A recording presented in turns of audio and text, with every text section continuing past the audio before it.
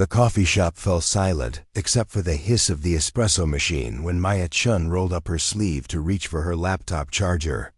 The intricate tattoo that wrapped around her forearm caught the afternoon light filtering through the windows of Riverside University Student Center, its bold lines and geometric patterns drawing stares from every corner of the crowded cafe. Before we jump back in, tell us where you're tuning in from. And if this story touches you, make sure you're subscribed, because tomorrow I've saved something extra special for you. "Oh my God, is that from Demon Slayer?" whispered a girl at the next table, her voice carrying just enough volume to ensure everyone heard. "That's so cringe.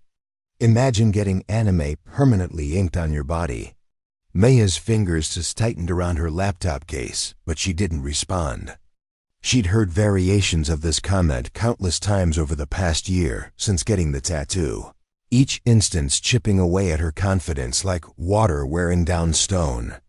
The design wasn't actually from any anime, but explaining that only seemed to make things worse. People saw what they wanted to see, and what they saw was a socially awkward computer science major who took her hobbies too seriously. "I heard she spent like $3,000 on that thing," another voice chimed in. "My roommate's cousin went to the same tattoo parlor. Apparently, she brought in this super detailed reference sheet and everything. Total weeb behavior." Maya packed her belongings with practiced efficiency, her movements sharp and controlled. She'd learned to navigate these situations by becoming invisible, by finishing her work quickly and leaving before the whispers escalated into direct confrontation. As she stood to leave, her backpack knocked against the chair, causing her ROTC textbooks to spill across the floor. The laughter that followed felt like a physical blow. Maya knelt to gather her books, her face burning with embarrassment as students around her exchanged knowing glances. Here was the girl with the anime tattoo, trying to play soldier. The contradiction seemed to amuse them endlessly. "Maya Chun reporting for drill, sir," someone called out in a mock military voice, causing another wave of snickers to ripple through the cafe. "Hope she doesn't get that tattoo dirty doing push-ups." Maya clutched her books against her chest and walked toward the exit, her spine straight despite the humiliation burning in her throat. She'd endured worse than coffee shop mockery. What stung wasn't the laughter itself, but the way it followed her everywhere she went. Her dorm room, her classes, even ROTC training where she'd hoped to find some measure of respect. The morning sun cast long shadows across the parade ground at Riverside University as Maya arrived for her Tuesday ROTC training session. She'd been up since 5, completing her computer programming assignments before the rest of her dormitory stirred to life. Her academic performance remained flawless despite the constant social pressure, a fact that seemed to irritate her critics. Even more, Captain Torres stood at the center of the formation, his weathered face stern as he reviewed the day's training agenda. Maya took her position in the back row, as had become her habit over the past semester. Being inconspicuous meant fewer opportunities for ridicule, fewer chances for someone to notice the tattoo and make another joke about anime and military service. The irony wasn't lost on her that she outperformed most of her peers in every measurable category. Her physical fitness scores consistently ranked in the top 5% of the program. Her tactical knowledge exceeded that of cadets who'd been in ROTC since their freshman year. Her technology skills were so advanced that she'd been quietly recruited to assist with cybersecurity training modules. Yet none of that seemed to matter when people looked at her and saw only the girl with the cartoon tattoo. "Today we'll be conducting urban warfare simulations," Captain Torres announced, his voice carrying across the formation. "You'll be working in teams of 4 to navigate hostile territory and complete reconnaissance objectives. Team assignments are posted on the board." Maya checked the roster and found herself assigned to Team Delta with 3 other cadets she barely knew. Marcus Webb, a pre-med student who joined ROTC for the scholarship benefits. Sarah Kim, an engineering major, who approached military training with the same analytical precision she applied to her coursework. And Devon Phillips, whose family had a long tradition of military service, and who never let anyone forget it. As the teams dispersed to their starting positions, Maya caught Devon glancing at her exposed forearm with barely concealed disdain. She'd deliberately chosen a long-sleeved shirt that morning, but the fabric had ridden up during their warm-up exercises, revealing the upper portion of her tattoo. "Great," Devon muttered to Marcus as they gathered their equipment. "We get stuck with the anime girl. This should be interesting." Sarah shot Devon a warning look, but said nothing. Maya had learned to appreciate these small gestures of solidarity, even when they didn't develop into actual friendship. At least some people recognized that the constant harassment was unfair, even if they weren't willing to actively defend her. The urban warfare course had been constructed in an abandoned section of campus, using empty dormitory buildings and construction barriers to create a maze of obstacles and hiding spots. Each team received a different set of objectives, but all involved infiltrating enemy territory, gathering intelligence, and exiting without detection. Maya studied their assignment briefing with the same intensity she brought to her computer algorithms. Their target was a mock enemy command post located on the 3rd floor of Peterson Hall. They needed to photograph specific documents, plant surveillance devices, and retreat without triggering any of the motion sensors placed throughout the building. "Okay, here's what we're going to do," Devon began, assuming command despite the fact that no official leader had been designated. "Sarah and Marcus will create a distraction at the main entrance. Maya and I will use the service entrance to access the building." Maya looked up from the briefing materials, her brow furrowed. "That won't work. The service entrance is monitored by thermal imaging cameras. We'd be detected before we made it past the 1st floor." Devon's expression hardened. "And I suppose you have a better idea?" "Actually, yes." Maya pulled out a hand-drawn diagram she'd sketched while reviewing the building schematics. "There's a maintenance tunnel that connects to the basement of Peterson Hall. It's not covered by the simulation parameters because it's technically considered off-limits. But if we access it through the steam plant building, we can approach from below and avoid all the sensors." Marcus examined her diagram with growing interest. "How do you know about this tunnel?" "I spend a lot of time exploring campus when I need to clear my head," Maya replied. "Most people don't notice the infrastructure that keeps this place running, but I find it fascinating. The tunnel system connects almost every building on campus." Devon scoffed. "So you want us to crawl through some dirty tunnel based on your midnight wandering? That's not tactical thinking. That's just weird behavior." "It's thorough reconnaissance," Sarah interjected, studying Maya's notes. "This actually makes perfect sense.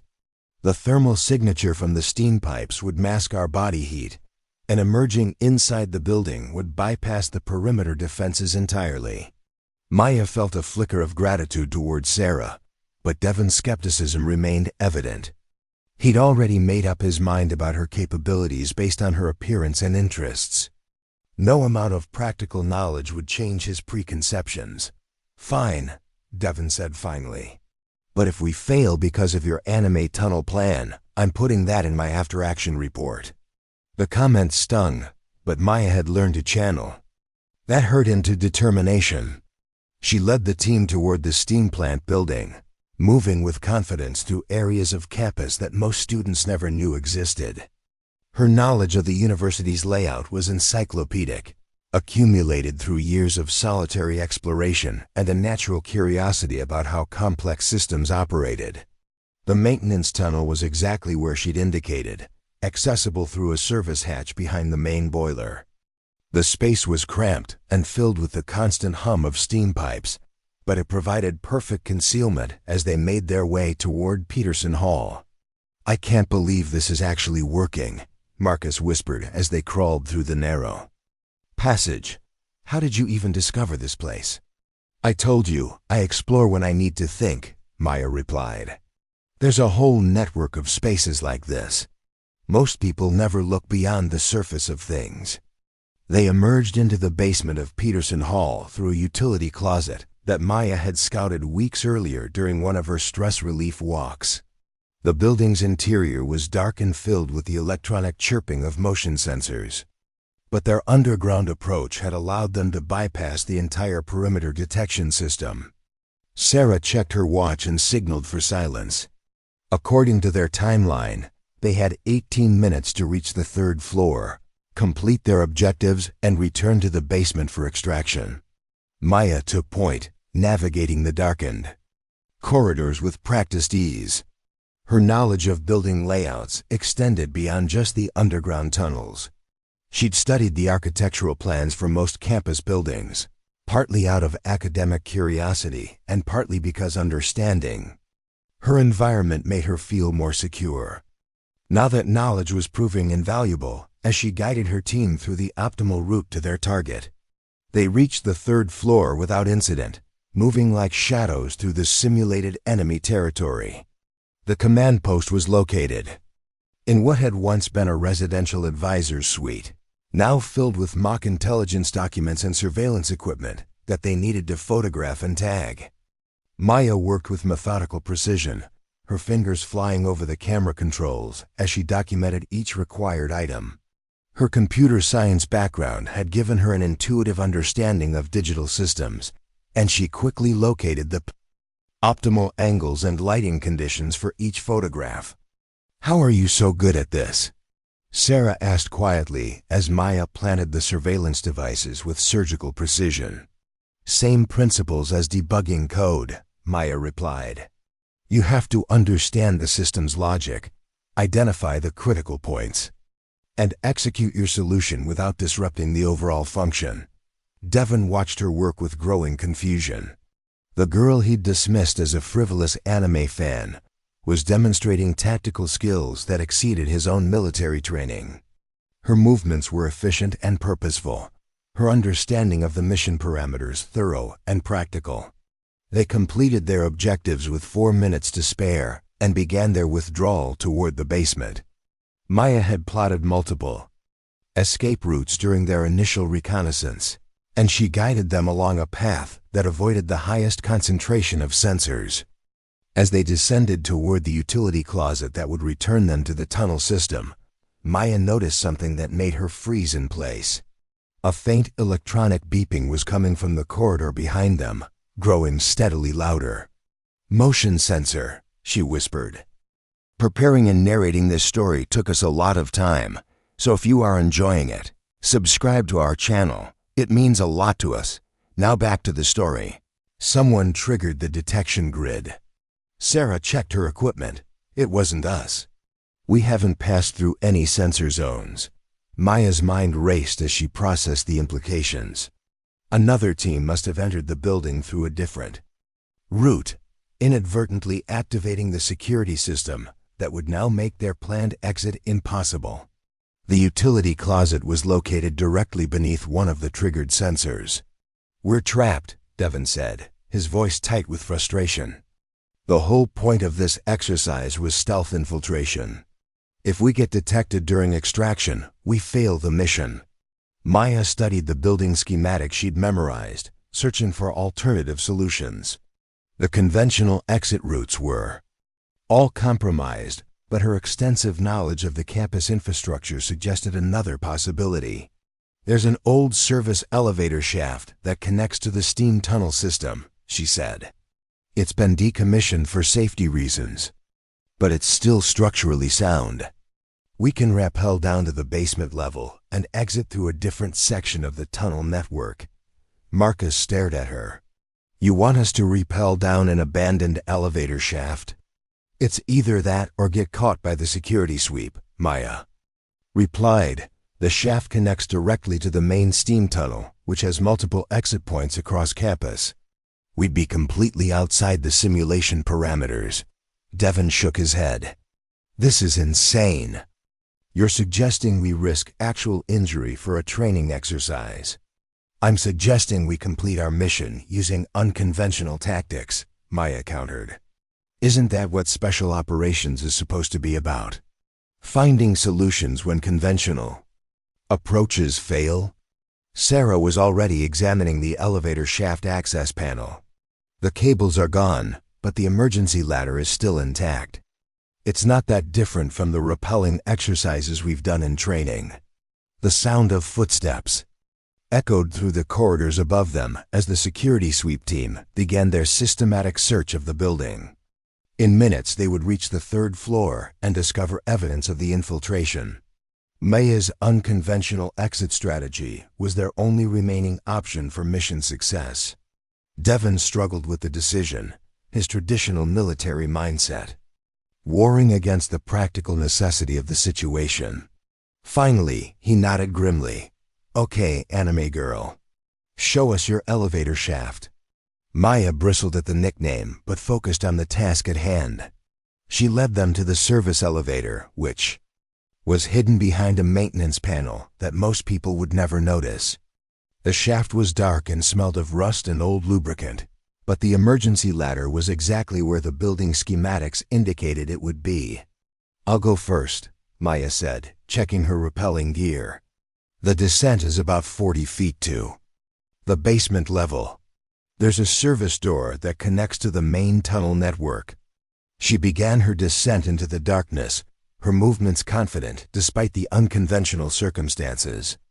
Behind her, she could hear Devon muttering about crazy plans and anime tattoos, but his complaints were accompanied by the sound of him following her lead. The descent took 3 minutes, during which Maya's team listened to the security sweep team systematically searching the floors above them. By the time they reached the basement level and accessed the tunnel network, the simulated enemy forces were discovering the empty command post and wondering how their targets had simply vanished. Maya led them through the underground passages. With the confidence of someone who'd mapped every inch of the route, they emerged from the steam plant building 12 minutes ahead of schedule, having completed their mission objectives without detection. Captain Torres was waiting at the extraction point with a stopwatch and a clipboard full of evaluation forms. His expression was unreadable as Team Delta approached, their uniforms slightly dirty from their underground journey, but their mission equipment intact and accounted for. "Team Delta reporting mission complete, sir," Devon announced, still processing the fact that their unconventional approach had actually succeeded. Torres reviewed their documentation photographs, surveillance device placement confirmations, and timeline records. His eyebrows raised slightly as he noted their completion time and the fact that they'd avoided all simulated detection systems. "Interesting approach," he said finally. "Care to explain how you managed to infiltrate and extract without triggering a single sensor?" Devon glanced at Maya, then began describing their tunnel-based strategy. As he spoke, Torres's attention shifted to Maya, studying her with the kind of focused intensity that made her uncomfortable. She was used to being stared at, but this felt different, less judgmental and more analytical. "Whose idea was the underground approach?" Torres asked. "Chun's," Devon admitted reluctantly. "She knew about some maintenance tunnel system that connects the buildings." Torres made a note on his clipboard. "And the elevator shaft extraction when the security sweep compromised your original exit route?" "Also Chun's idea," Sarah said. "She seems to know every inch of this campus infrastructure." Maya shifted uncomfortably under Torres's scrutiny. She was used to her knowledge being dismissed as weird behavior or excessive curiosity. Having it treated as tactically relevant felt strange and unfamiliar. The other teams began arriving at the extraction point, most looking frustrated and disheveled. Team Alpha had been detected during their initial approach. Team Bravo had successfully infiltrated, but failed to complete half their objectives before triggering multiple sensors. During extraction, Team Charlie had completed their mission, but taken twice the allotted time due to navigation difficulties. As the teams compared their experiences, Maya found herself at the center of unwanted attention. Word spread quickly about Team Delta's perfect mission execution, and their unconventional underground approach. Some cadets looked impressed, others skeptical, but all of them were staring at her with new interest. "I still can't believe you knew about those tunnels," Marcus said as they cleaned their equipment. "How long have you been exploring down there?" "Since my freshman year," Maya replied. "I was having trouble adjusting socially, so I spent a lot of time walking around campus. Eventually, I started noticing things like utility access points and maintenance areas. It's actually fascinating how much infrastructure is hidden beneath the surface." Devin was wrestling with his own preconceptions as he listened to her explanation. The girl he'd dismissed as a frivolous anime fan had just demonstrated tactical knowledge and leadership skills that exceeded his own abilities. Her success forced him to confront the possibility that his assumptions about her had been wrong. "I owe you an apology," he said quietly as they prepared to leave the training area. "I judged you based on your tattoo and some stupid stereotypes. That was unfair and unprofessional." Maya nodded acceptance of his apology, though the damage to her confidence couldn't be easily repaired. Months of dismissal and mockery had taught her to expect the worst from people, to assume that any social interaction would eventually turn hostile. As the ROTC session concluded and cadets began dispersing toward their afternoon classes, Maya gathered her equipment with practiced efficiency. She'd learned to complete these transitions quickly, minimizing the opportunities for awkward conversations or renewed mockery about her tattoo. But today felt different. The success of their mission had shifted something in the group dynamic. For the first time since joining ROTC, Maya had been seen as competent rather than curious. Her knowledge had been valued rather than dismissed. The change was subtle but significant. Captain Torres approached her as she finished packing her gear. "Shun, a word?" Maya followed him to a quiet corner of the training area, her mind racing through potential explanations for his interest. She'd completed the mission successfully and followed all safety protocols during their unconventional extraction. There was no reason for disciplinary action, but her experience had taught her to expect criticism even when she'd done everything right. "That was impressive tactical thinking today," Torres said. "The underground approach showed creativity and thorough preparation. How did you develop such detailed knowledge of the campus infrastructure?" Maya chose her words carefully. "I spend a lot of my free time exploring, sir. I find it helps me think through problems when I understand my environment completely." "And you've been doing this since your freshman year?" "Yes, sir. Initially it was just stress relief, but over time I began to see patterns and connections that most people miss. The university has a remarkably complex support system that operates almost invisibly." Torres made notes in a small notebook, his expression thoughtful. "Have you considered specializing in reconnaissance or intelligence gathering? Your observational skills and attention to detail suggest natural aptitude for that kind of work." The suggestion caught Maya off guard. She'd never thought of her exploration hobby as having military applications. In her mind, it was just another example of her social awkwardness, another way that she failed to fit in with normal college activities. "I hadn't really considered it, sir," she replied honestly. "Most people think my interests are strange or excessive." "Most people don't understand the value of thorough preparation," Torres said. "The best intelligence officers are the ones who notice things that others overlook, who understand systems that operate beneath the surface. What you demonstrated today suggests exactly that kind of mindset." As Maya walked back toward campus, she found herself processing Torres's words alongside the day's events. For months, she'd endured mockery about her tattoo and dismissal of her interests. Today, those same interests had led to mission success and recognition from her commanding officer.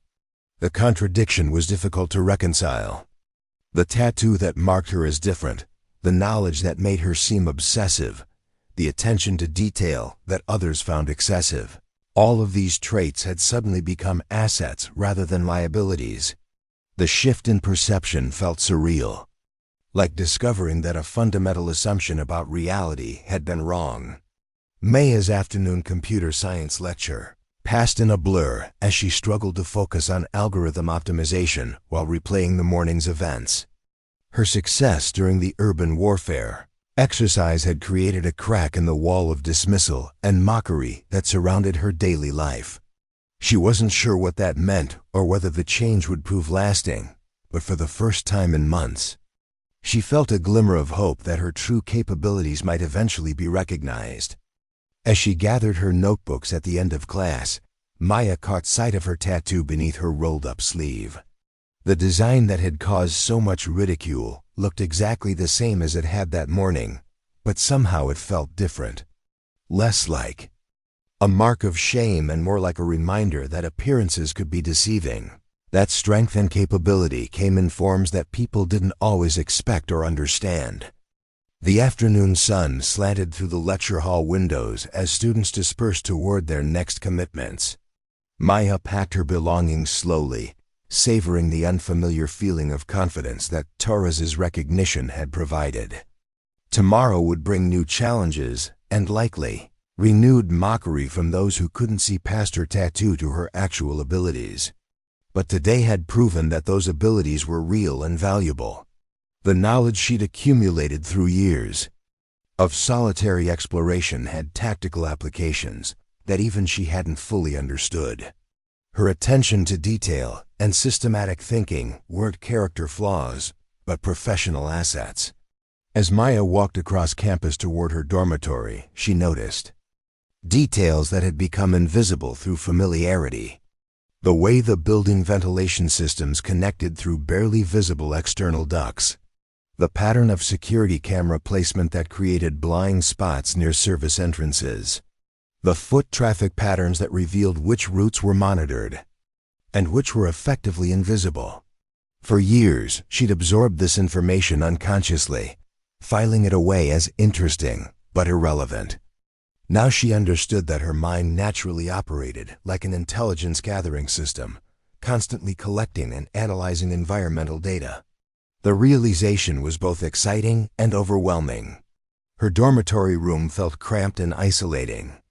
After the day's successes, Maya sat at her desk and opened her laptop, but instead of beginning her programming assignments, she found herself sketching building layouts and tunnel systems from memory. The act of documenting her knowledge felt purposeful in a way that academic work rarely did. As the evening progressed, Maya's sketches grew more detailed and systematic. She began incorporating tactical considerations into her documentation, noting optimal infiltration routes, escape paths, and observation points. The information that had accumulated through casual exploration was being transformed into actionable intelligence data. The transformation felt significant, like discovering a new aspect of her identity that had been hidden beneath years of social conditioning. Maya had always known that she thought differently than most people, but she'd been taught to see that difference as a liability rather than an asset.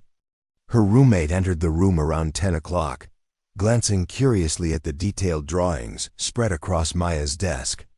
Rebecca had been polite but distant since learning about Maya's interests and seeing her tattoo. Their relationship was cordial, but superficial, lacking the closeness that Maya saw in other dormitory friendships. "Working on something for ROTC?" Rebecca asked, examining the building schematics with obvious confusion. "Just organizing some notes," Maya replied, unsure how to explain the significance of her documentation project. "Trying to understand how the campus systems connect."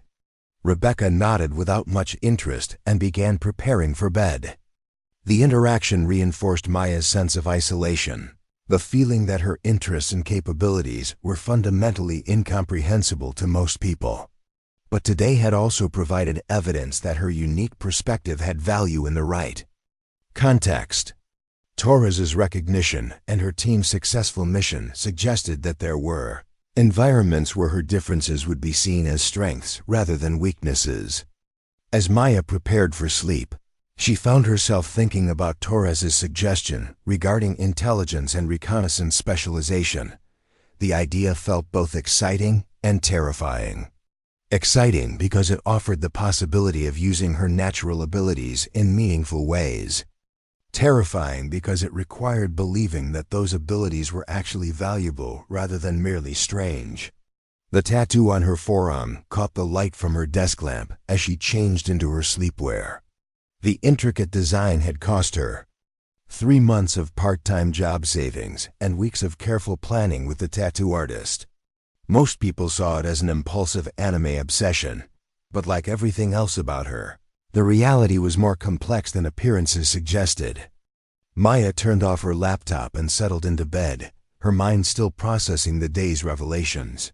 For the first time since arriving at college, she felt a sense of direction that extended beyond simply completing her degree requirements.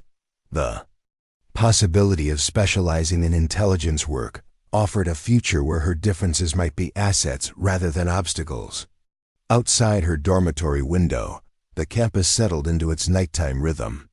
Security lights illuminated the main pathways, while service areas disappeared into shadow. Maya listened to the familiar sounds of the university's infrastructure, the hum of ventilation systems and distant maintenance operations that most students never noticed. Tomorrow would bring new challenges and likely renewed criticism from those who couldn't see past surface appearances. But tonight, Maya fell asleep with the knowledge that her unusual interests and systematic thinking had tactical value. The recognition felt like a foundation upon which she might finally build the confidence that had been eroded by months of dismissal and mockery. The change was subtle but significant. For the first time since getting her tattoo, Maya felt that the mark on her arm might represent strength rather than vulnerability.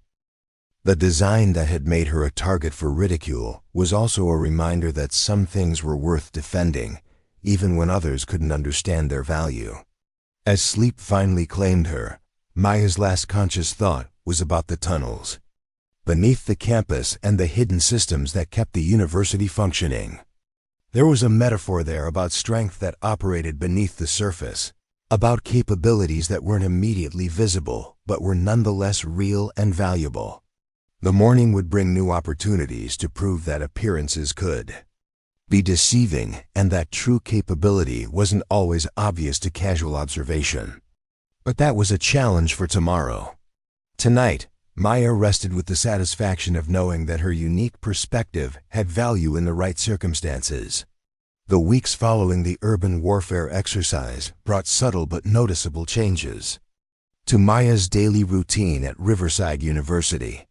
Word of Team Delta's flawless mission execution had spread through the ROTC program, creating ripples of curiosity and skepticism that followed her through the corridors of the military science building. Some cadets nodded respectfully when she passed, while others whispered among themselves, trying to reconcile the girl with the anime tattoo with someone capable of such tactical brilliance. Captain Torres had begun incorporating Maya's infrastructure knowledge into training scenarios, asking her to brief other teams on campus layout and potential tactical considerations. The responsibility felt simultaneously validating and isolating. Her expertise was finally being recognized, but it also marked her as fundamentally different from her peers in ways that made social integration even more challenging. The computer science department remained blissfully unaware of her military activities, viewing her simply as another dedicated student who spent long hours in the lab perfecting her programming skills. Maya found comfort in the predictability of code, where logical thinking was valued and results spoke louder than appearances. Her professors respected her work without questioning her motivations or making assumptions based on her tattoo. Elizabeth Warren, her advanced algorithms instructor, had begun assigning Maya increasingly complex projects that challenged her analytical capabilities. The latest assignment involved developing pattern recognition software that could identify anomalies in large datasets, work that Maya approached with the same systematic precision she brought to campus reconnaissance. "Your code demonstrates Remarkable insight into behavioral prediction models, Dr. Warren commented during their weekly progress meeting. Have you considered pursuing graduate research in artificial intelligence or data analysis? Maya appreciated the recognition, but struggled to explain her growing interest in intelligence applications without revealing her ROTC involvement. Her academic advisors knew she participated in the program for scholarship purposes, but they remained unaware of her specialized training or her developing expertise in reconnaissance techniques. The disconnect between her academic and military identities created a constant sense of living a double life. In computer science classes, she was the brilliant programmer with unusual interests. In ROTC training, she was the tactical analyst with unexplained technical skills. Neither identity felt complete without the other, but combining them seemed impossible given the social barriers she faced in both environments. Maya's dormitory life remained complicated by her roommates' barely concealed disapproval of her interests and appearance. Rebecca made polite conversation but maintained emotional distance, treating Maya's presence as something to be tolerated rather than welcomed. The isolation drove Maya to spend even more time exploring campus infrastructure, documenting her findings with increasing detail and sophistication. Her exploration notebooks had evolved into comprehensive tactical references, complete with building layouts, security system mappings, and environmental hazard assessments. The documentation represented hundreds of hours of careful observation and analysis, transforming casual interest into actionable intelligence data that exceeded anything available through official channels. One evening in late October, as Maya worked on updating her campus security assessment, Rebecca noticed the detailed drawings spread across her desk. The building schematics and tactical annotations were impossible to dismiss as casual hobby projects. Maya, what exactly are you doing with all these maps and diagrams? Rebecca asked, her voice carrying a mixture of curiosity and concern. This looks like you're planning some kind of break-in or something.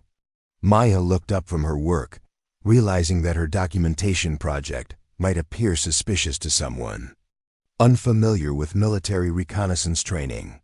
Her notebooks contained information that could theoretically be used for criminal purposes, though her intentions were purely academic and tactical. It's research for ROTC, she explained carefully. We study facility security and tactical considerations as part of our training. Understanding infrastructure helps with mission planning and risk assessment. Rebecca examined the drawings more closely, her expression skeptical. This seems way more detailed than anything I've seen other ROTC students working on. Are you sure this is normal coursework? The question highlighted Maya's growing awareness that her approach to military training exceeded standard expectations. Her systematic documentation and analysis reflected natural abilities that went beyond typical cadet development, suggesting potential for specialized applications that she was only beginning to understand. I tend to be thorough in my research, Maya replied, choosing her words carefully. Understanding complex systems requires attention to detail that most people find excessive. Rebecca's discomfort was evident as she processed Maya's explanation. A combination of detailed infrastructure mapping, military training, and unusual social behavior created a profile that didn't fit conventional categories. Maya could see the wheels turning in her roommate's mind, searching for explanations that made sense within familiar frameworks. The conversation ended awkwardly, with Rebecca retreating to her side of the room and avoiding further discussion of Maya's activities. The incident reinforced Maya's sense that her interests and capabilities were fundamentally incomprehensible to most people, creating barriers that seemed impossible to bridge through normal social interaction. Maya's isolation deepened as winter approached and campus social dynamics shifted toward holiday celebrations and semester-end activities. Her academic performance remained exceptional, but her personal connections felt increasingly tenuous. The recognition she'd gained through ROTC training was confined to military contexts, having little impact on her broader social integration. The breaking point came during the computer science department social gathering in early November. Maya had reluctantly attended the event, hoping to build connections with classmates who shared her academic interests. The gathering was held in the department lounge, with faculty and students mingling over pizza and discussing research projects. Maya stood near the refreshment table, listening to conversations about internship opportunities and graduate school applications. Her tattoo was partially visible beneath her three-quarter sleeve shirt, drawing the occasional curious glance from classmates who knew her only as a dedicated programmer. "Is that from some anime series?" asked Jennifer Walsh, a junior who'd worked with Maya on several group projects. "I've seen similar designs in some of the shows my little brother watches." Maya's heart sank as she recognized the familiar pattern of misunderstanding and dismissal. She'd hoped that her academic reputation might provide some protection against tattoo-based assumptions, but the question immediately shifted the conversation toward familiar territory. "It's not actually from anime," Maya replied, attempting to redirect the discussion. "The design has personal significance that's difficult to explain briefly." Jennifer's expression suggested polite disbelief, the kind of tolerant skepticism that Maya had learned to expect when people encountered something outside their experience. Other students began gathering around, drawn by curiosity about the unusual tattoo and its meaning. "Come on, you can tell us," said David Chun, a senior whose programming skills Maya had always respected. "We're all nerds here. No judgment about anime interests." The assumption that her tattoo represented anime fandom was so universal that contradicting it seemed pointless. Maya had learned that explaining the design's actual significance only led to more confusion and skepticism. People saw what they expected to see, filtering her identity through preconceptions that felt impossible to challenge. "It's complicated," Maya said, hoping to end the discussion before it escalated into the familiar pattern of mockery and dismissal.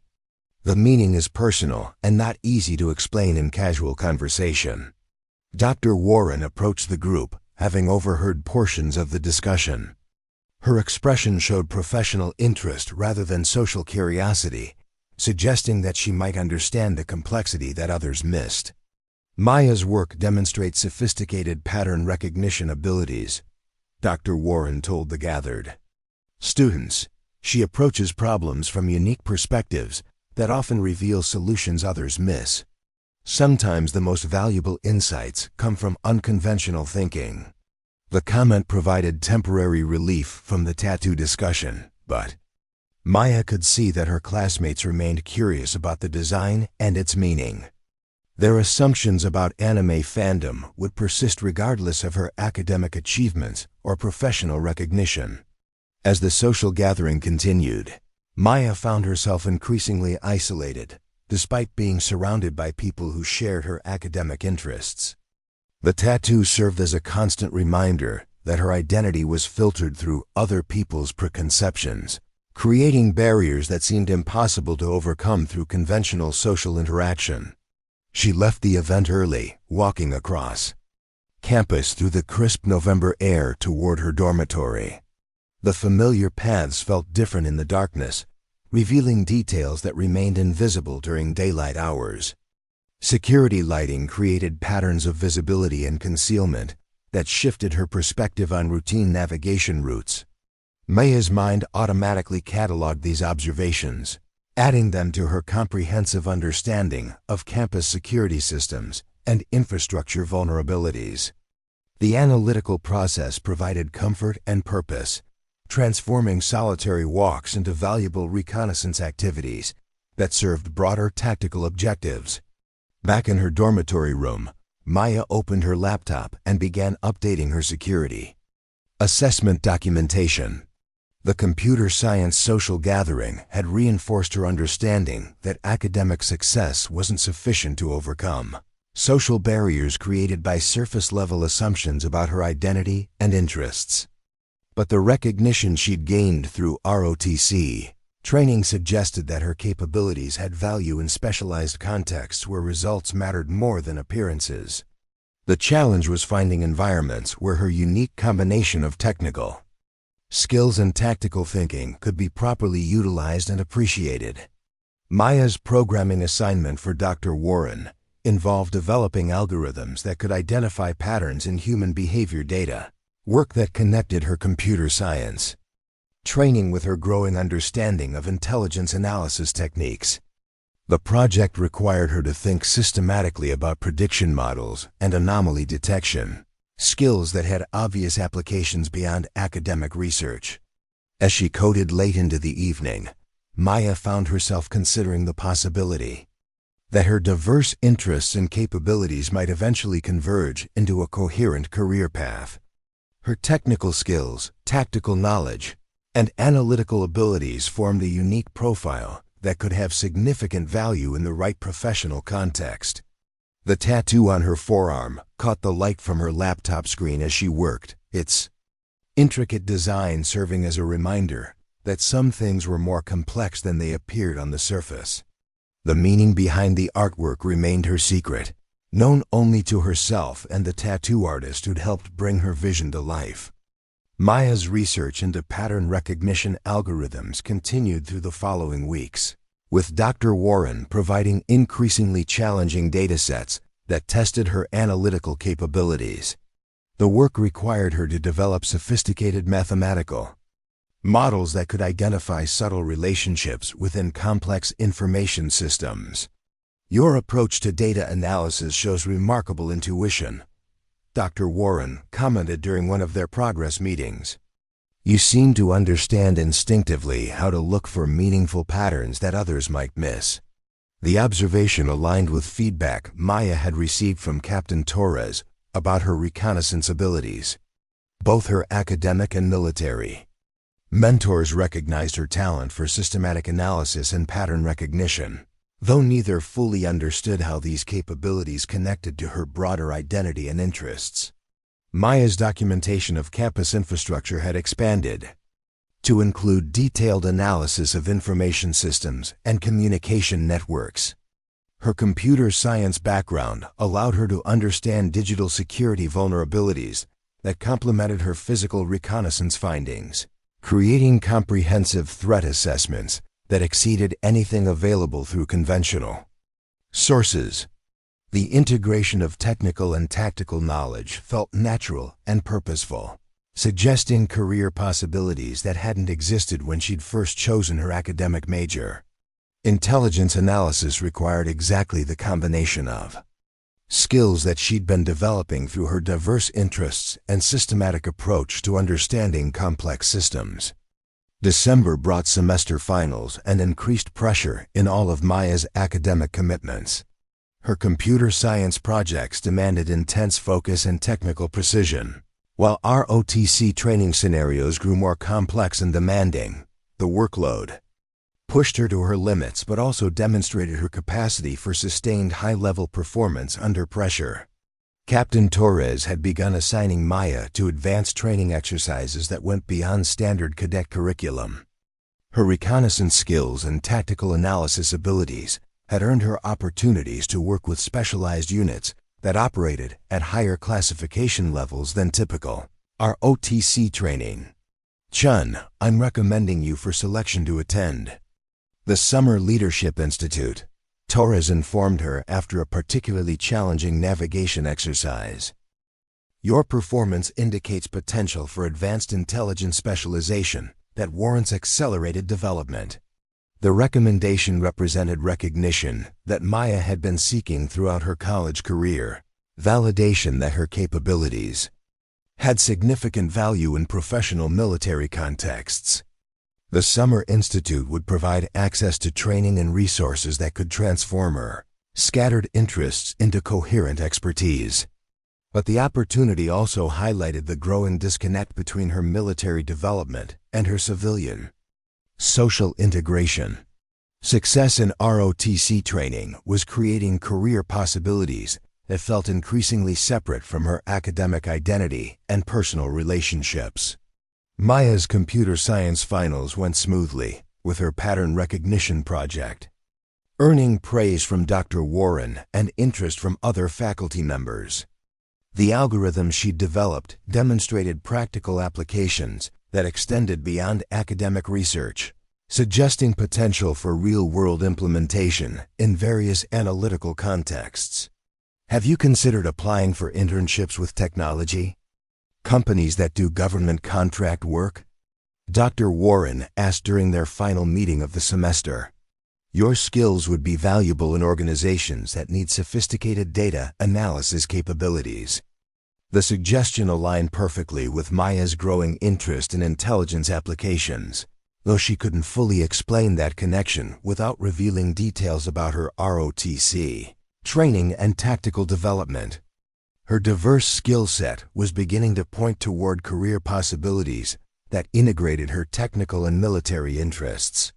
As the semester concluded and students prepared for winter break, Maya found herself reflecting on the changes that had occurred since the urban warfare exercise in October. Her academic performance had remained consistently excellent, but her military training had evolved from routine participation to specialized development that exceeded standard cadet expectations. The tattoo that had caused so much social difficulty remained unchanged, but Maya's understanding of its significance had deepened. The design represented more than personal expression or artistic preference. It symbolized her commitment to values and capabilities that others couldn't see or understand through casual observation. Maya's dormitory room felt empty as Rebecca departed for winter break, leaving behind an atmosphere of unresolved tension and mutual incomprehension. Their roommate relationship had never developed beyond polite coexistence, hindered by fundamental differences in interests and social perspectives that seemed impossible to bridge. The isolation provided an opportunity for Maya to organize her documentation projects and plan for the upcoming semester. Her campus reconnaissance files had grown into a comprehensive intelligence database that mapped every significant facility, security system, and infrastructure component within a 5-mile radius of the university. The scope and detail of her work would have impressed professional intelligence analysts, though Maya remained unaware of how her capabilities compared to industry standards. Her systematic approach to information gathering and analysis reflected natural abilities that had developed through years of solitary exploration and academic rigor. As winter break progressed, Maya spent her time updating her documentation and researching advanced techniques for infrastructure analysis and threat assessment. The work provided purpose and direction during the social isolation of the holiday period, transforming her academic vacation into productive professional development. Her exploration of campus facilities during the break revealed details that weren't visible during normal operations.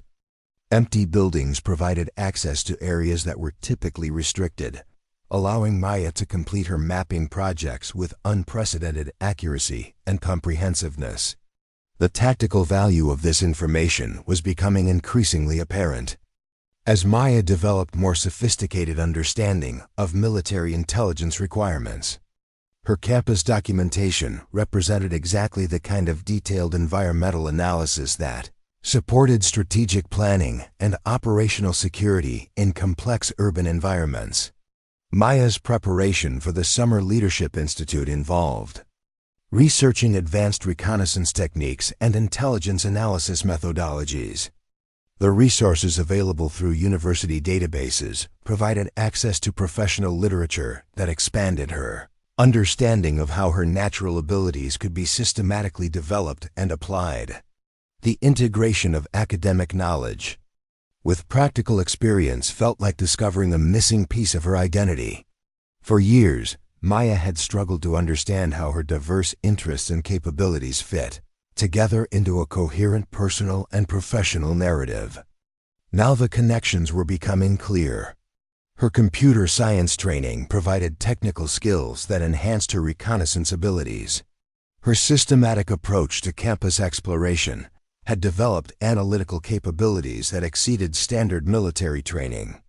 Her attention to detail and pattern recognition abilities suggested natural aptitude for intelligence, specialization that could transform her scattered interests into valuable expertise. The tattoo on her forearm served as a daily reminder of the complexity that lay beneath surface appearances. The design that others dismissed as anime fandom actually represented something far more significant, a symbol whose true meaning would eventually be recognized by someone with the knowledge and experience to understand its importance. As Maya prepared to return to campus for the spring semester, she felt a sense of anticipation that had been absent from her college experience thus far. The Summer Leadership Institute represented an opportunity to develop her capabilities in an environment where they would be properly valued and utilized. But first, she would need to complete another semester of balancing her academic commitments with her military training, maintaining the double life that kept her true capabilities hidden from most of the people around her.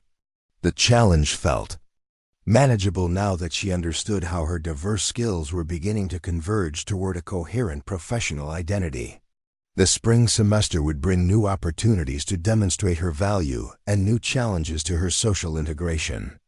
Maya was prepared for both, armed with the knowledge that her unique combination of capabilities had significant potential, even if others couldn't yet see or understand that potential.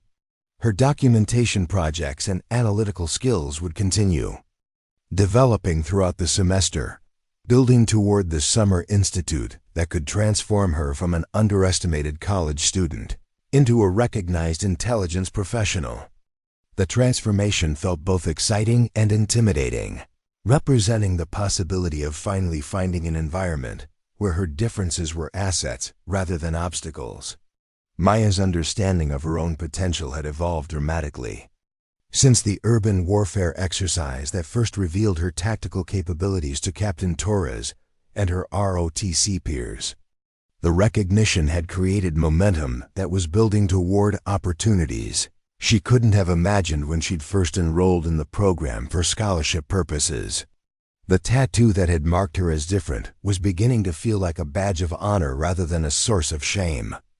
The design represented her commitment to excellence and attention to detail that others missed, values that were finally being recognized and rewarded in appropriate professional contexts.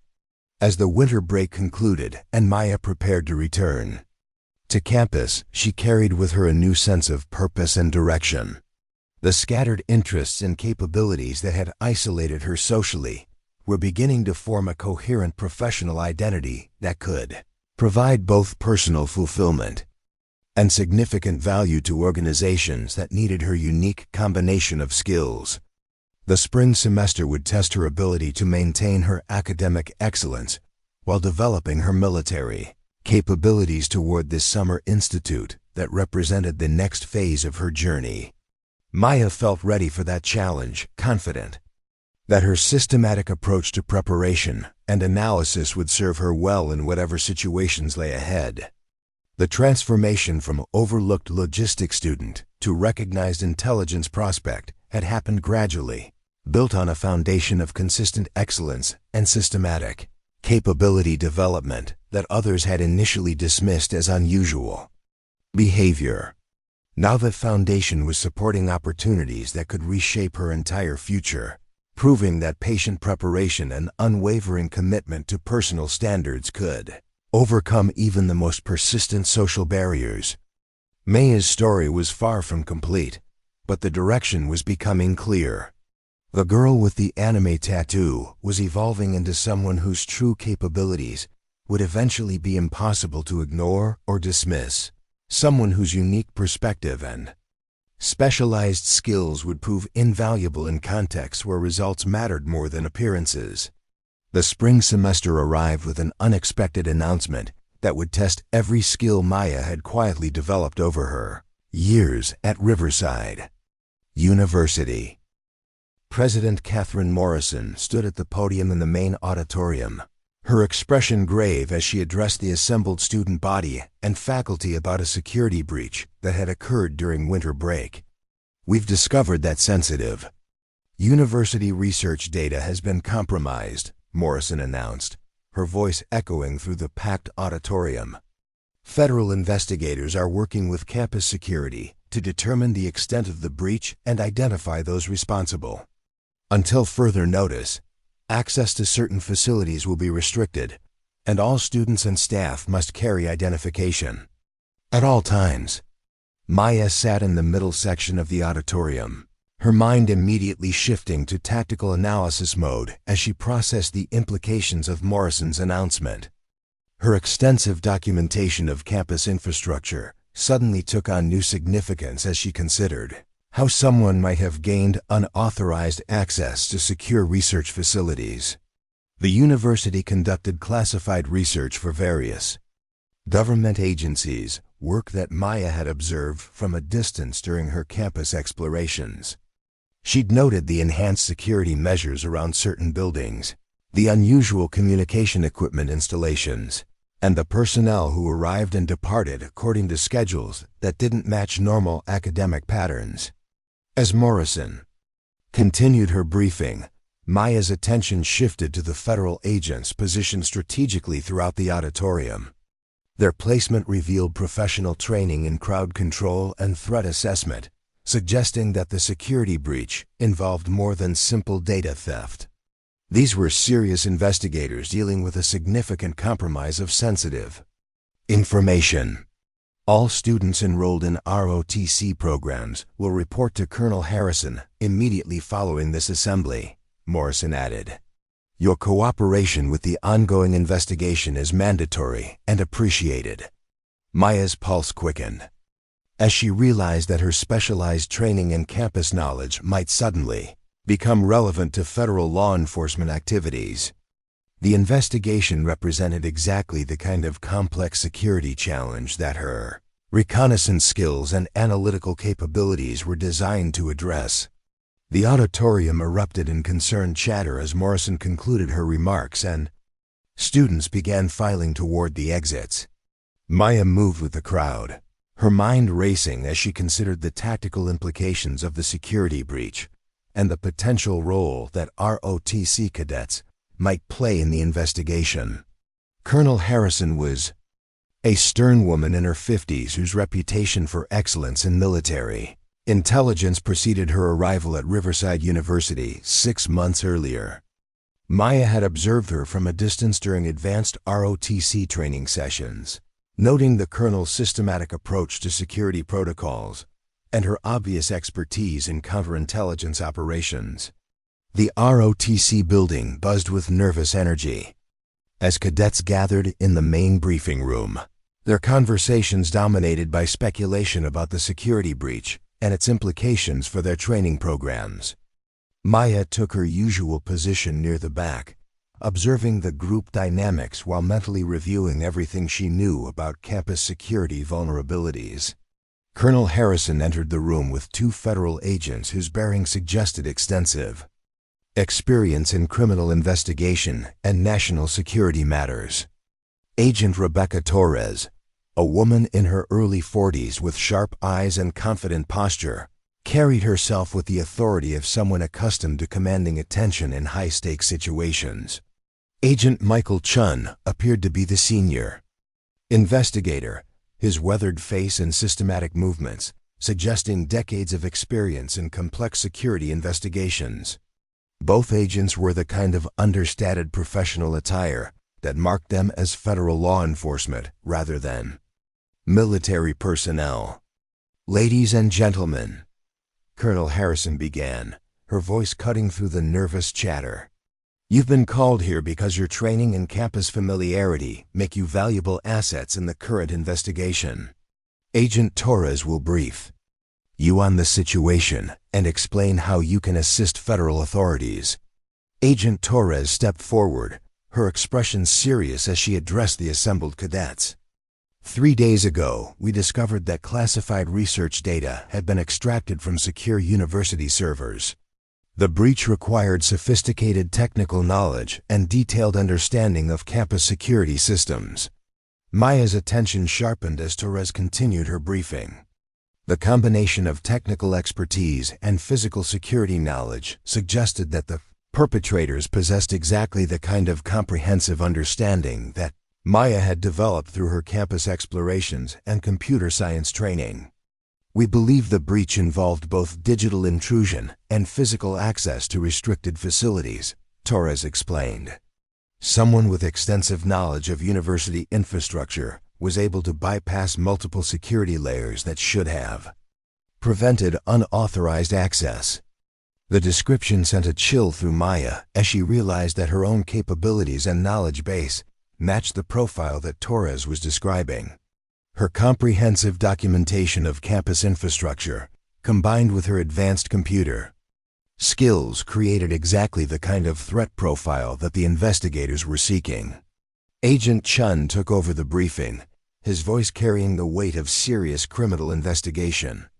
We need your help identifying individuals who might possess the combination of technical skills and campus knowledge necessary to execute this breach. Anyone with unusual interest in university infrastructure or advanced computer capabilities should be brought to our attention. Maya's heart hammered against her ribs as she processed the implications of Chun's request. Her extensive campus reconnaissance, detailed infrastructure documentation, and advanced programming skills created a profile that perfectly matched the investigator's description of their suspect. The very capabilities that had earned her recognition in ROTC training now marked her as a potential security threat. The irony wasn't lost on her that months of being dismissed and overlooked had suddenly reversed into unwanted attention from federal investigators. Her systematic approach to understanding campus systems, which had been treated as obsessive behavior by peers and roommates, was now being viewed as potentially criminal activity. We'll be conducting individual interviews with selected cadets over the next few days, Torres announced. Your cooperation is expected and appreciated. Anyone with information relevant to this investigation should come forward immediately. As the briefing concluded and cadets began filing out of the room, Maya felt the weight of suspicious glances from her peers. Word of her unusual interests and extensive campus knowledge had spread through the ROTC program following her successful mission performances. What had once been viewed as tactical assets were now potential evidence of criminal intent. Captain Torres approached Maya as she gathered her materials, his expression unreadable. Chun, Agent Torres wants to speak with you this afternoon. Report to the security office at 1400 hours. Maya nodded, her throat tight with anxiety. The recognition and opportunities she'd worked so hard to earn were suddenly transformed into criminal suspicion. Her unique capabilities, which had finally begun to be valued in military contexts, were now being viewed as potential threats to national security. The walk back to her dormitory felt surreal as Maya processed the dramatic shift in her circumstances. Students who had previously ignored her now watched her passage with obvious curiosity and suspicion. Word was already spreading that she was among the cadets being individually interviewed by federal investigators. Rebecca was waiting in their room when Maya arrived, her expression combining concern with barely concealed suspicion.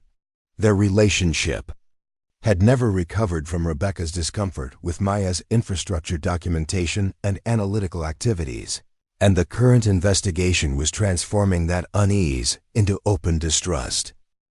Maya, the FBI agents came by earlier asking about your activities and interests, Rebecca said, her voice carefully controlled.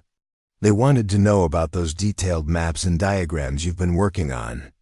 Maya's stomach dropped as she realized that her roommate had become a witness in the federal investigation.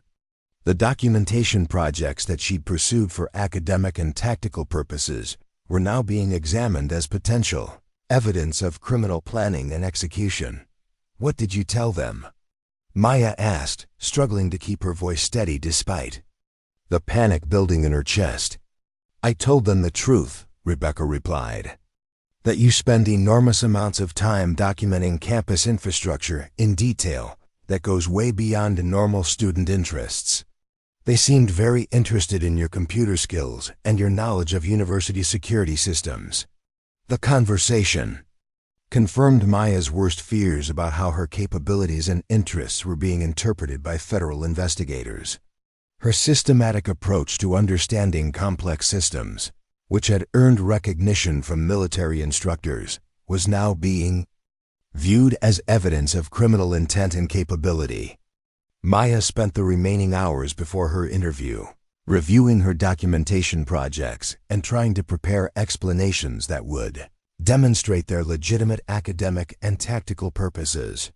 The challenge was explaining her extensive knowledge and capabilities without sounding defensive or evasive to experienced criminal investigators.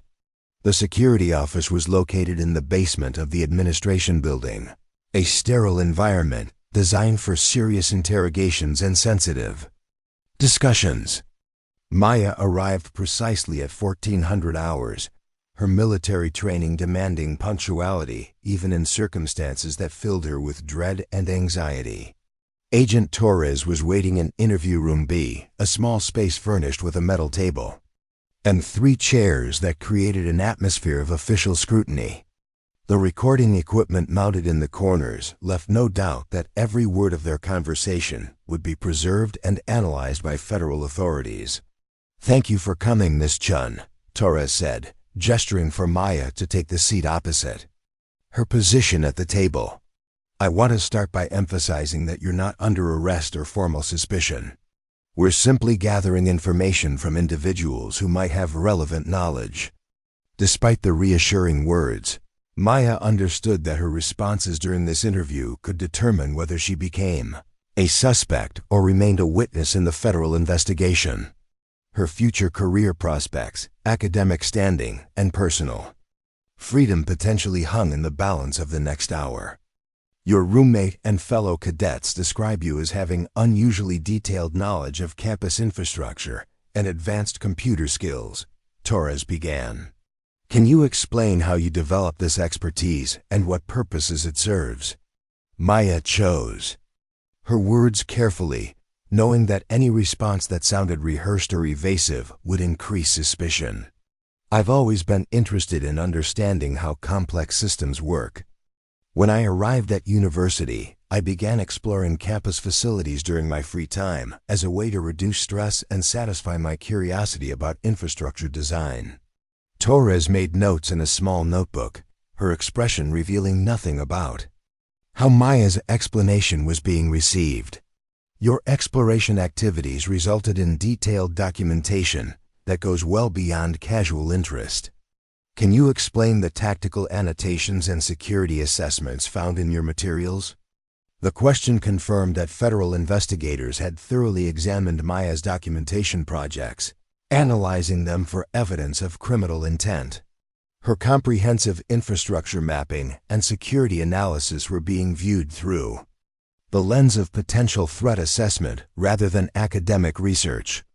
"My ROTC training includes tactical analysis and reconnaissance techniques," Maya explained.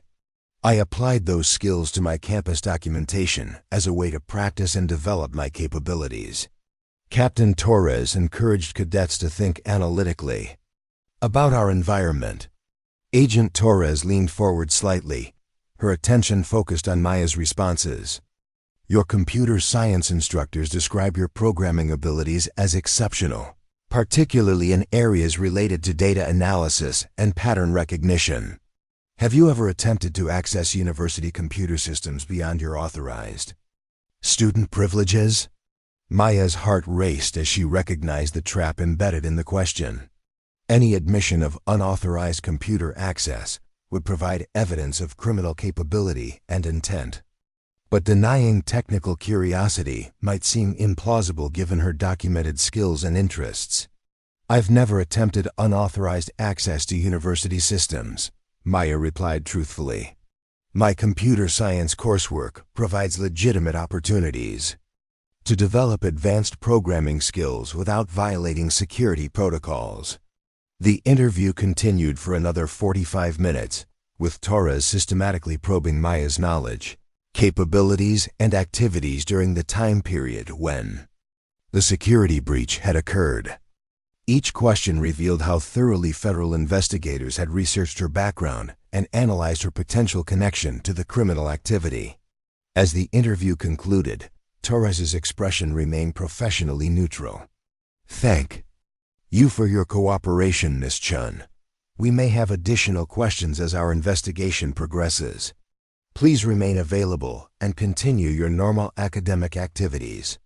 Maya left the security office feeling drained and uncertain about her status in the federal investigation. The interview had revealed the extent to which her unique capabilities and interests had drawn investigative attention, transforming her from an overlooked student into a potential suspect in a serious national security matter. The following days brought increasing isolation as word spread through campus about Maya's extended interview with federal agents. Students and faculty who had previously ignored her now watched her movements with obvious suspicion, creating an atmosphere of paranoia that made normal academic activities almost impossible.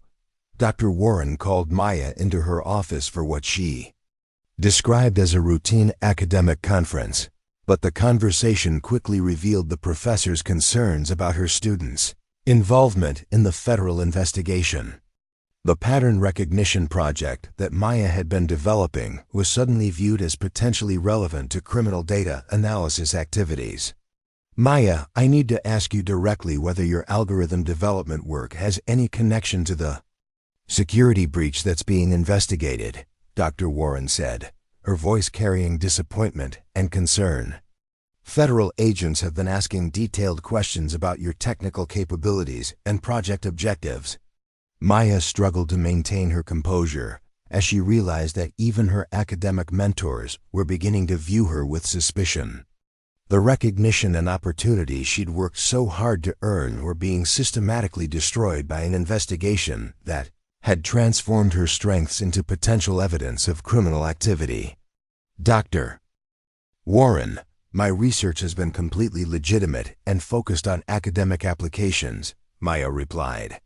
"I've never used my programming skills for unauthorized purposes or criminal activities." The professor's expression suggested partial belief, mixed with unavoidable doubt. The federal investigation had created an atmosphere where Maya's exceptional capabilities were viewed as inherently suspicious rather than academically valuable. Her systematic approach to complex problems, which had earned praise just weeks earlier, was now seen as potential evidence of criminal sophistication.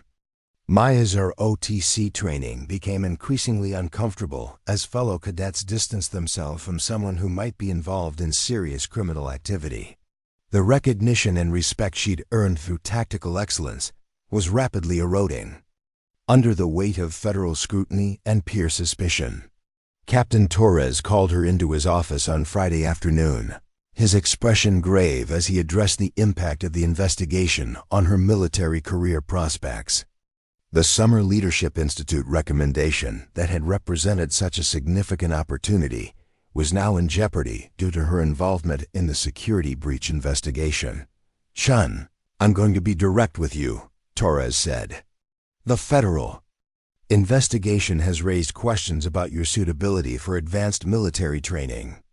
Your security clearance application will be delayed pending resolution of the current situation." Maya felt her carefully constructed plans and aspirations crumbling as Torres explained the impact of criminal suspicion on military career development.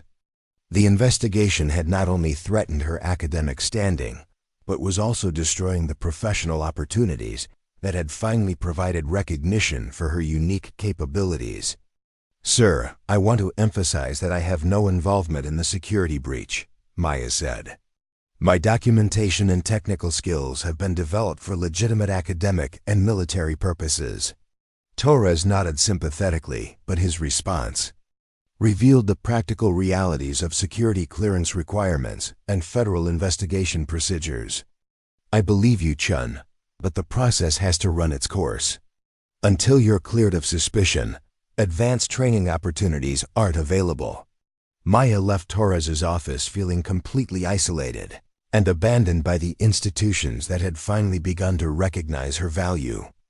The federal investigation had transformed her from a promising intelligence prospect into a potential security threat, destroying months of careful capability development and professional relationship building. The weekend brought temporary relief from campus scrutiny as Maya retreated to her dormitory room and tried to process the dramatic reversal in her circumstances. Her systematic documentation projects, which had once provided purpose and direction, now felt like evidence that could be used against her in criminal proceedings.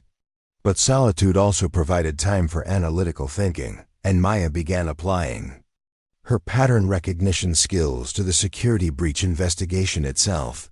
Her comprehensive knowledge of campus infrastructure and security systems might be viewed as suspicious, but it also provided insights into how the actual breach had been executed. Maya spent Saturday evening reviewing everything she knew about university research facilities and their security protocols. Her extensive campus exploration had revealed details about facility access, communication systems, and personnel patterns that might be relevant to understanding how the breach had been accomplished. The actual perpetrators would have needed not just technical skills and infrastructure knowledge, but also specific information about research schedules, security shift changes, and administrative protocols that weren't available through casual observation. Maya's analysis suggested that the breach required inside knowledge that went beyond what external reconnaissance could provide. By Sunday morning, Maya had developed a theory about the security breach that differed significantly from the federal investigators' apparent assumptions. Her analysis suggested that the perpetrators had legitimate access to university systems and facilities, using authorized privileges to extract classified data rather than breaking in from outside. The insight created a dilemma for Maya as she considered whether to share her analysis with federal investigators who already viewed her as a potential suspect. Demonstrating sophisticated understanding of the breach methodology might further incriminate her, but withholding potentially valuable intelligence seemed wrong given the national security implications. Maya decided to document her analysis carefully and present it to Colonel Harrison rather than the federal agents who had interviewed her. The colonel's military background might make her more receptive to tactical analysis that demonstrated innocent intent rather than criminal capability. Monday morning brought another development that would test Maya's resolve and analytical capabilities. Colonel Harrison called an emergency assembly for all ROTC cadets, her expression grim as she addressed the group about new developments in the security breach investigation. The investigation has revealed that classified research data continues to be extracted from university systems despite enhanced security measures, Harrison announced. This suggests that the perpetrators have ongoing access through legitimate channels rather than external intrusion. Maya's analytical assessment had been correct, but the validation provided little satisfaction given her precarious position in the investigation. The revelation that insiders were responsible for the ongoing breach should have reduced suspicion of external actors like herself, but federal investigators seemed reluctant to abandon their initial assumptions. We're implementing additional security protocols that will monitor all computer activity and facility access by university personnel, Harrison continued. Everyone with advanced computer skills or detailed campus knowledge will be subject to enhanced surveillance pending resolution of this matter. The announcement confirmed Maya's fears that her capabilities had permanently marked her for suspicion, regardless of the investigation's actual findings. Even evidence pointing toward insider threats wasn't sufficient to clear her of potential involvement in the security breach.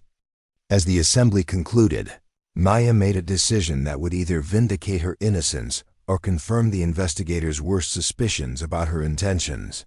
She approached Colonel Harrison with her documented analysis of the breach methodology, prepared to risk everything on the possibility that military leadership would recognize the value of her insights. Colonel, I've analyzed the security breach using my knowledge of campus infrastructure and computer systems, Maya said, offering Harrison the folder containing her assessment. My findings suggest that the perpetrators are using legitimate access privileges rather than external intrusion techniques. Harrison accepted the folder with obvious skepticism, her expression revealing doubt about whether Maya's analysis represented helpful intelligence or self-incriminating evidence. The moment felt like a culmination of everything Maya had worked towards since arriving at university, a final test of whether her capabilities would be recognized or condemned. Chun, why should I believe that your analysis is intended to help the investigation rather than misdirect it? Harrison asked bluntly. Your position as a potential suspect makes any information you provide inherently questionable. Maya understood the colonel's concern, but she also recognized that her unique perspective might provide insights that traditional investigative approaches were missing. Her systematic understanding of campus systems and patterns could reveal connections that federal agents weren't equipped to identify.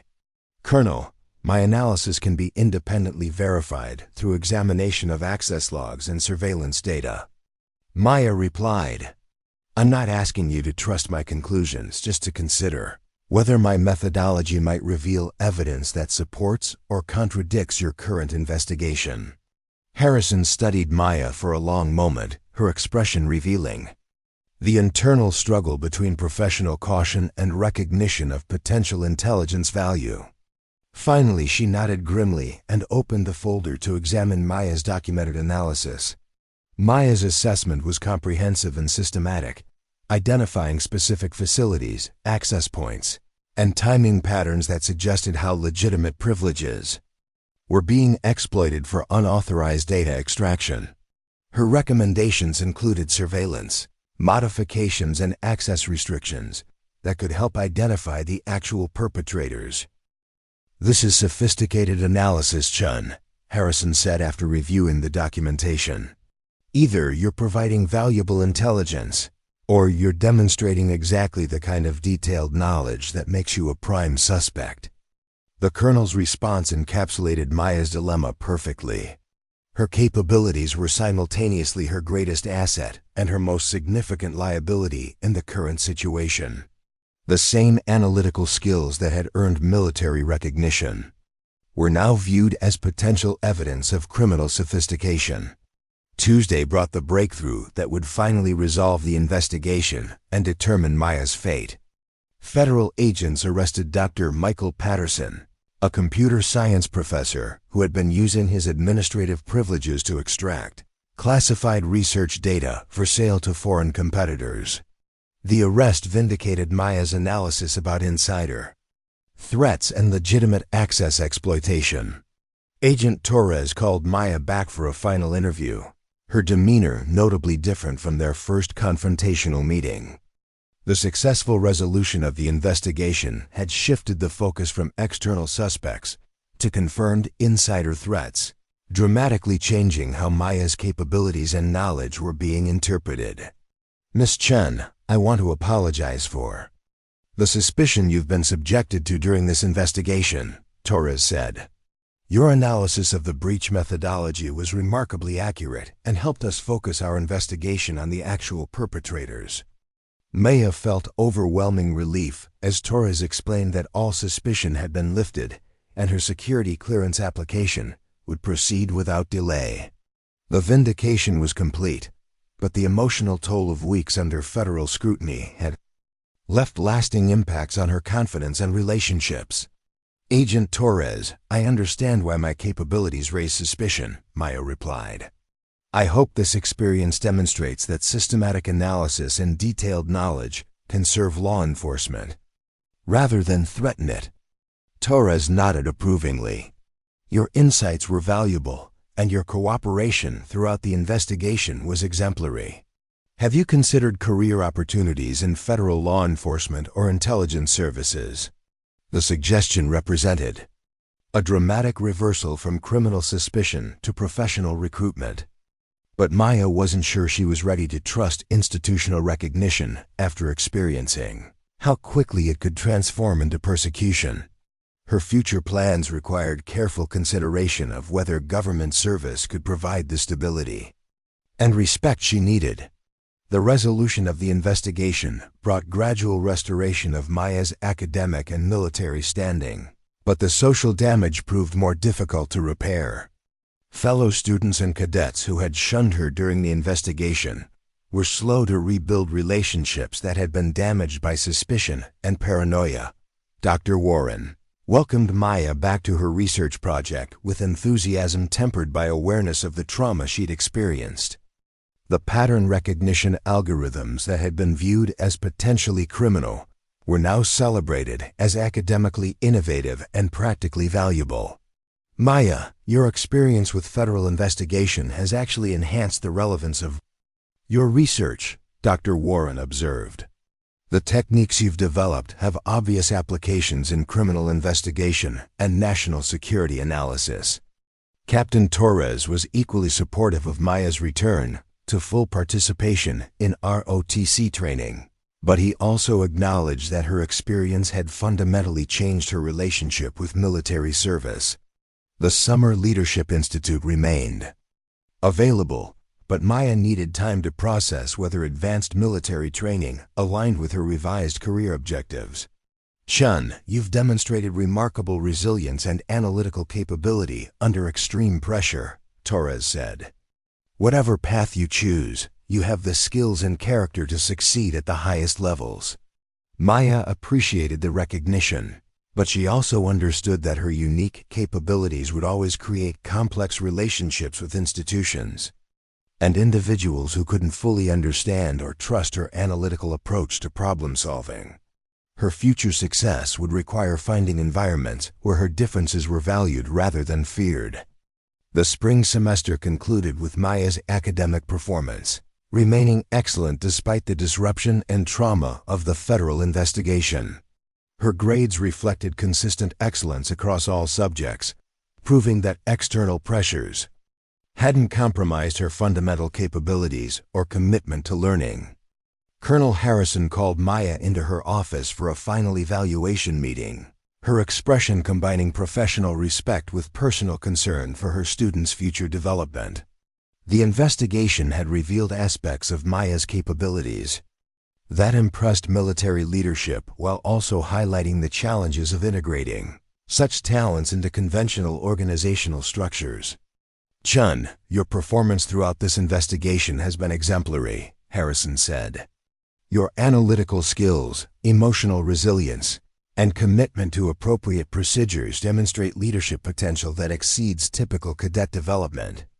Maya listened carefully as Harrison outlined several career possibilities that had emerged from her handling of the security breach investigation.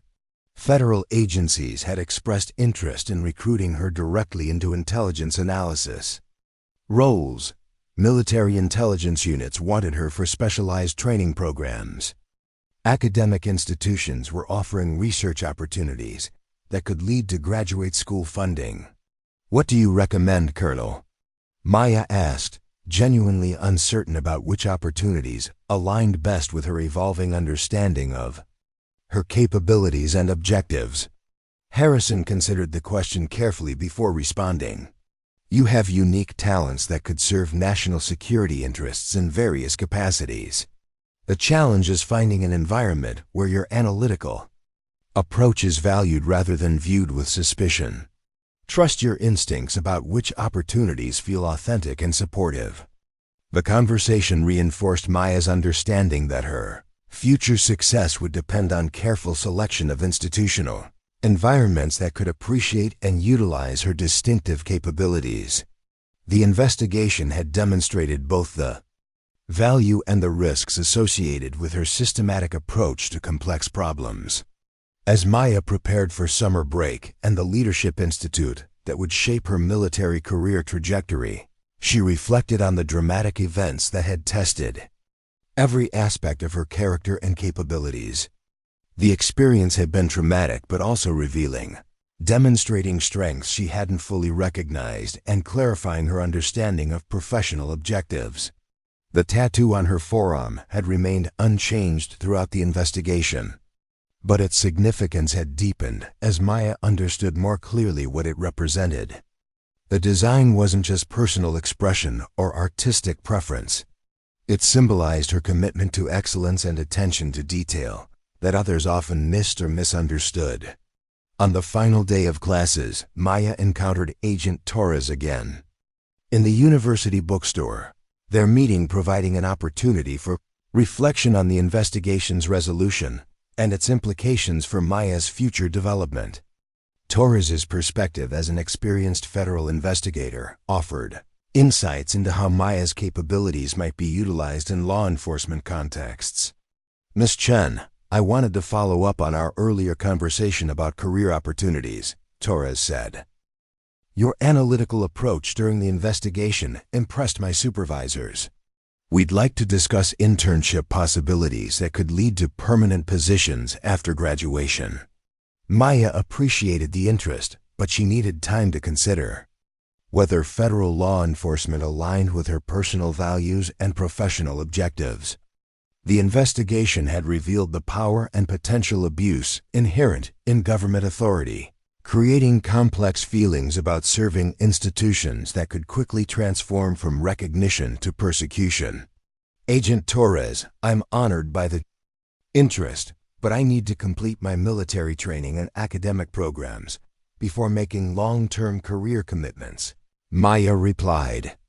"The investigation taught me the importance of careful decision-making about institutional relationships." Torres nodded understandingly. "Take your time. Our offer will remain open when you're ready to explore federal service opportunities." The Summer Leadership Institute would provide Maya with advanced military training and exposure to intelligence specialization that could clarify her career direction. But first, she needed time to process the emotional impact of being suspected, investigated, and ultimately vindicated in a matter involving national security implications. Maya's dormitory room felt different as she packed her belongings for summer break, the space no longer carrying the tension and suspicion that had dominated the spring semester. Rebecca had graduated early and moved out, leaving Maya alone with her thoughts and preparations for the next phase of her development. The detailed campus documentation that had once made her a suspect was now being requested by university security officials who wanted to understand their infrastructure vulnerabilities.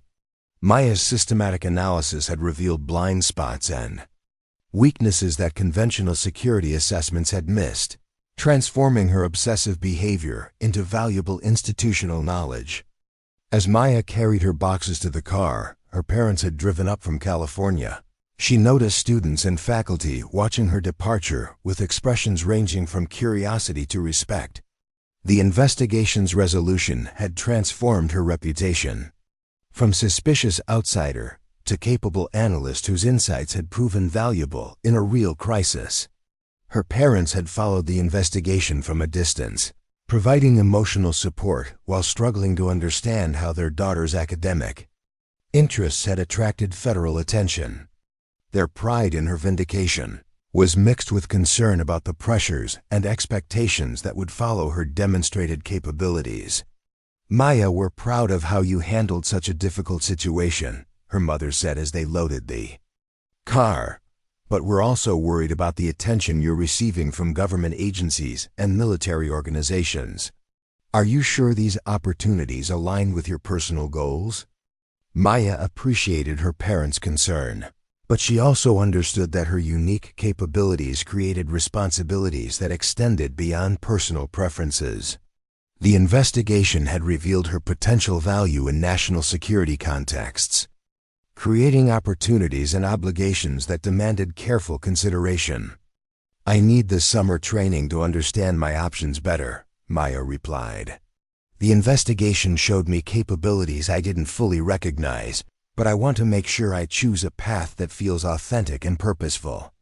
The drive home to California provided time for reflection on the dramatic changes that had occurred since the previous summer.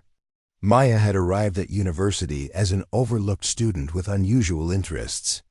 She was returning as someone whose analytical capabilities had attracted attention from federal agencies and military intelligence units.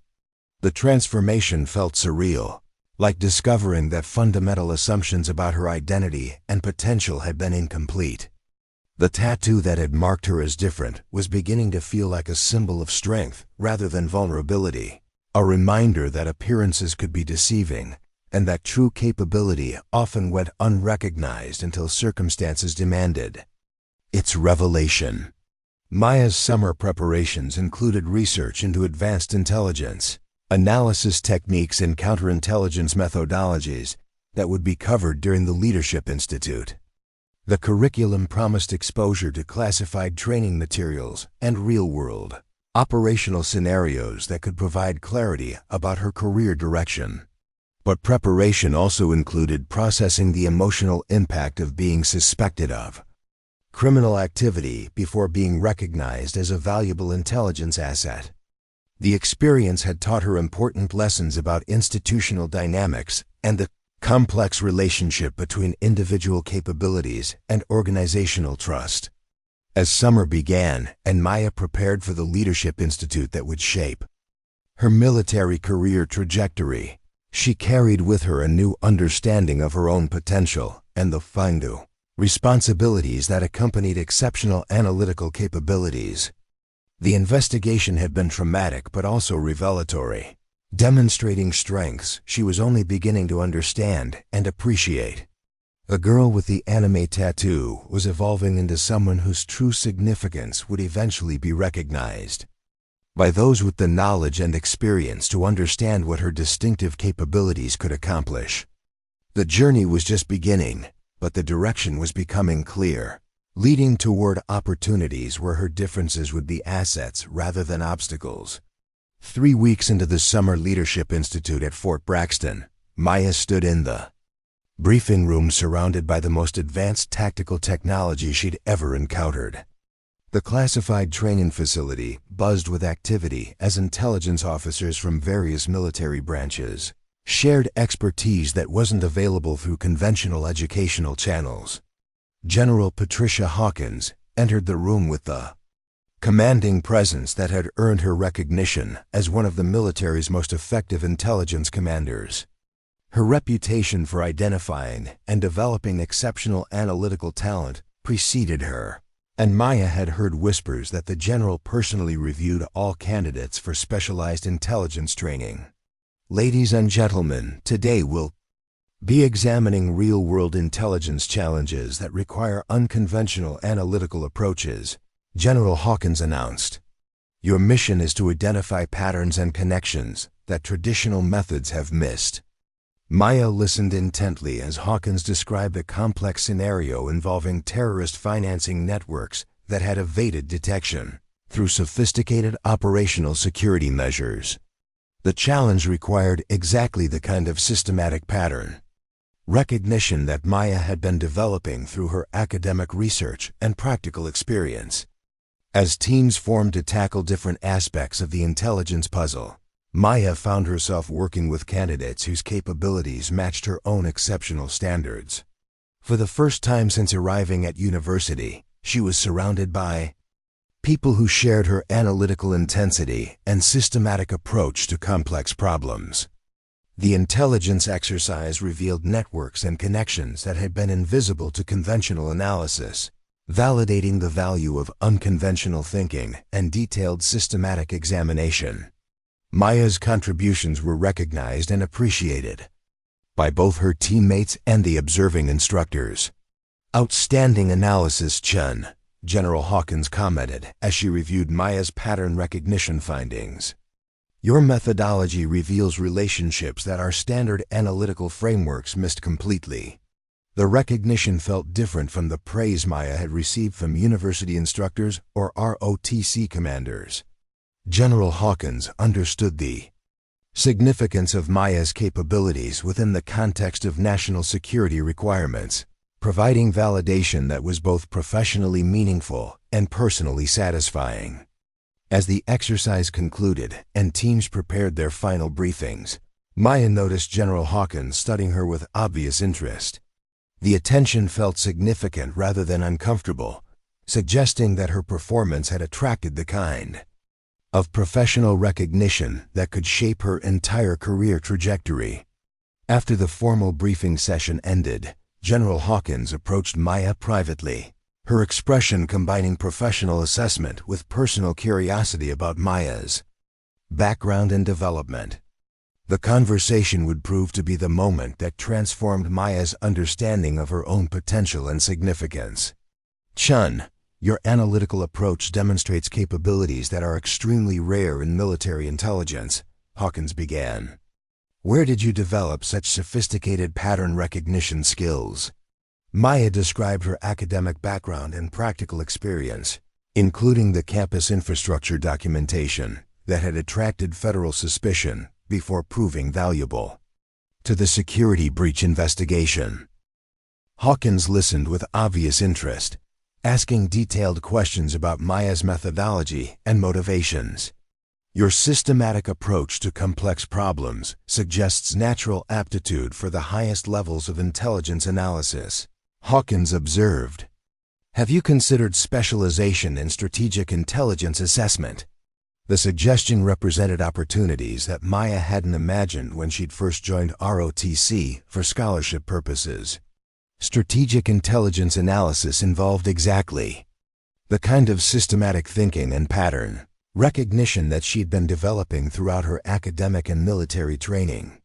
As they talked, Maya became increasingly comfortable sharing details about her interests and capabilities that she'd learned to keep hidden from most people. General Hawkins understood the value of obsessive attention to detail and systematic analysis in ways that civilian instructors and peers couldn't appreciate. "General, I have to ask about something that's been bothering me," Maya said, summoning courage to address a concern that had nagged at her throughout the investigation. "During the security breach inquiry, my detailed knowledge and analytical approach made me a suspect rather than an asset. How do I avoid similar problems in my career?" Hawkins nodded understandingly. "Exceptional capabilities always create suspicion until they're proven valuable in appropriate contexts.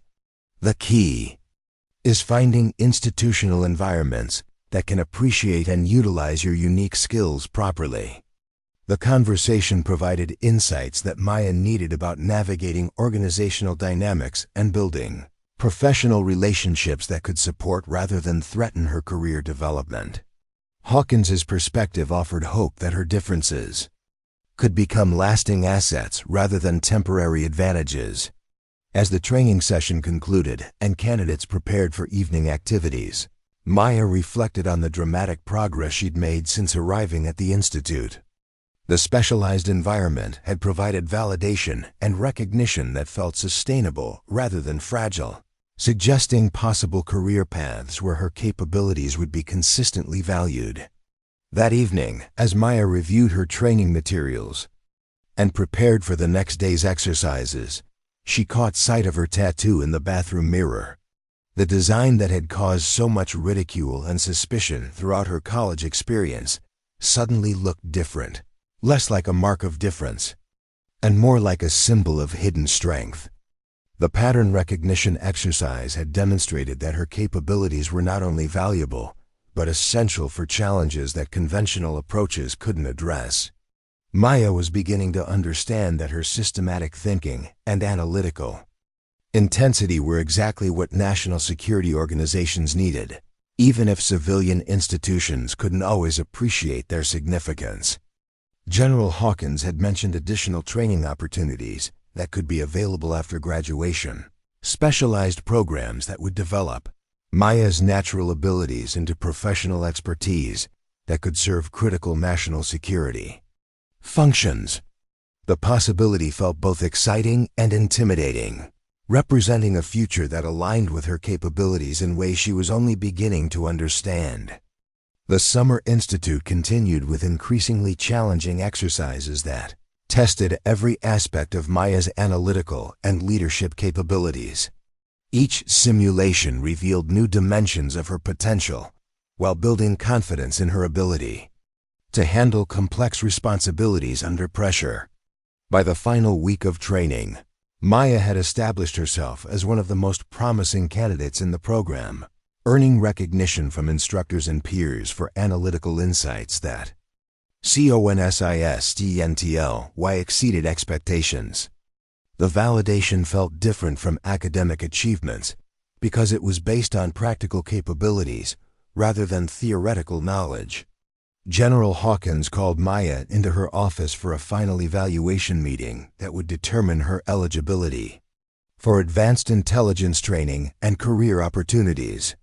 The conversation represented a culmination of everything Maya had worked toward since discovering her analytical capabilities through ROTC training. Chun, your performance throughout this institute has been exceptional, Hawkins began. Your analytical approach and leadership potential suggest readiness for specialized training that isn't available through conventional channels.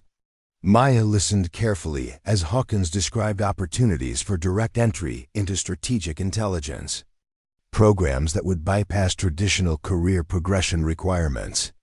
The possibilities represented exactly the kind of professional recognition and utilization that Maya had been seeking. There's one thing I need to ask you about, Hawkins continued, her expression becoming more serious. Your service record mentions a tattoo that attracted attention during the security breach investigation. May I see it? Maya's heart raced as she realized that even her tattoo was being evaluated as part of her security and career assessment. She rolled up her sleeve to reveal the intricate design that had caused so much trouble and misunderstanding throughout her college experience. General Hawkins examined the tattoo with obvious recognition, her expression shifting from professional assessment to something approaching amazement. The detailed pattern that others had dismissed as anime artwork was being studied with the intensity of someone who understood its actual significance. Chun, where did you get this design? Hawkins asked, her voice carrying a weight that Maya didn't understand. I worked with a tattoo artist to create something that represented my commitment to excellence and attention to detail. Maya replied, uncertain why the design was attracting such focused attention. The pattern has personal significance that's difficult to explain. Hawkins continued studying the tattoo, her examination revealing familiarity with details that surprised Maya. The general's reaction suggested that the design carried meaning beyond Maya's personal interpretation, significance that she had never understood or intended. Chun, this isn't just a personal design, Hawkins said, her voice filled with respect and recognition. This is the insignia of the Shadow Division, an elite special operations unit that operated in classified missions. During the early 2000s, my brother served in that unit before he was killed in action. Maya stared at the general in shock, finally understanding why her tattoo had always felt significant beyond personal expression. The design she'd created with her tattoo artist had unknowingly replicated a military symbol that represented the highest levels of courage and sacrifice. I had no idea, Maya whispered, looking down at her forearm with new understanding. I just knew the pattern felt right. General Hawkins smiled with genuine warmth. Sometimes the most important connections happen without our conscious awareness. Your instincts led you to honor something greater than yourself. That tells me everything I need to know about your character and potential. Up next, you've got 2 more standout stories right on your screen. If this one hit the mark, you won't want to pass these up. Just click and check them out.